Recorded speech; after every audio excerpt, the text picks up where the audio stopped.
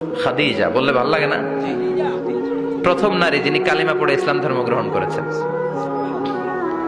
আমাদের আম্মা জান, বিশ্বনবীর প্রথম বউ।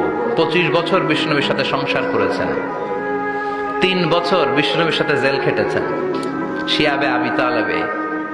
কেমন বউ? জামাইও জেলখানায়, বউ জেলখানায়। বিশ্বনবীর সবগুলো বাচ্চা সন্তান, ছেলে মেয়ে এই মহিলার গর্ভ থেকে এসেছে, একজন ছাড়া ইব্রাহিম।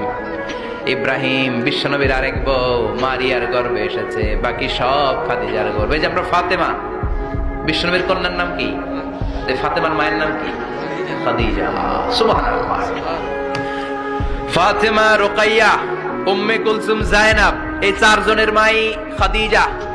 আবার আব্দুল্লাহ, কাসেম, এদের মায়ের নামও খাদিজা। বিশ্বনবীর সব সন্তান এসেছে খাদিজার পেট থেকে। বরকত বেশি না কম?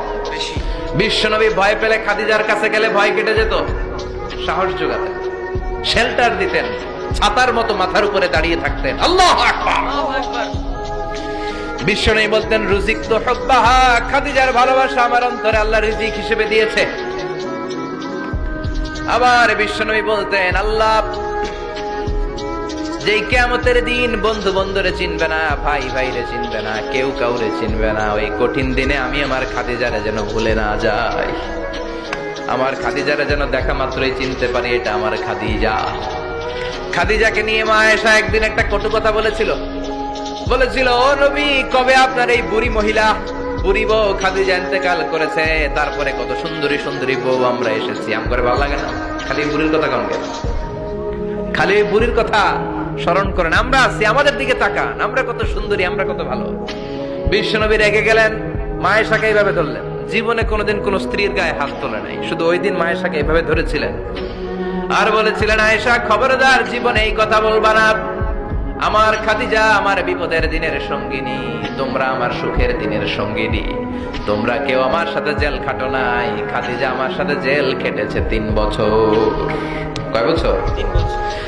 খাদিজা যখন ইন্তেকাল করলো, বিশ্বনবী কবর দিলেন, দোয়া করলেন আর কাঁদলেন। সাহাবারা দোয়া শেষে চলে যায়। আবু বকর বললেন, নবী কবর দেয়া হলো, খাদিজাকে দোয়া করা হলো, এবার চলেন। বিশ্বনবী তবুও যান না। বিশ্বনবী বললেন, আবু বকর তোমার মনে চায় তুমি ঘরে ফিরে যাও, আমি যাব না, আমি দাঁড়িয়ে থাকবো। খাদিজার কবরের 3টা প্রশ্নের জবাব আমি বিশ্বনবী দিয়ে তারপরে ঘরে ফিরে যাব। সাইয়েদনা জিবরাইল এসে বললেন, নবী আর কান্না করবেন না, আর দাঁড়িয়ে থাকবেন না, আর বায়না ধরবেন না, বন্ধুর সাথে চলে যান। খাদিজার কবরের 3টা প্রশ্নের জবাব নিয়ে আপনার টেনশনের দরকার নাই। টেনশন কার? আপনি তাড়াতাড়ি চলে যান। আপনার স্ত্রী খাদিজা যদি কবরের 3টা প্রশ্নের জবাব দিতে কোনো ভুল করে ফেলে, আরশের উপর থেকে আল্লাহ নিজেই জবাব দিয়ে দিবে। আল্লাহু আকবার। কি মহিলা ছিল! বিশ্বনবীকে সবসময় আগলে রেখেছে, শেল্টার দিয়েছে।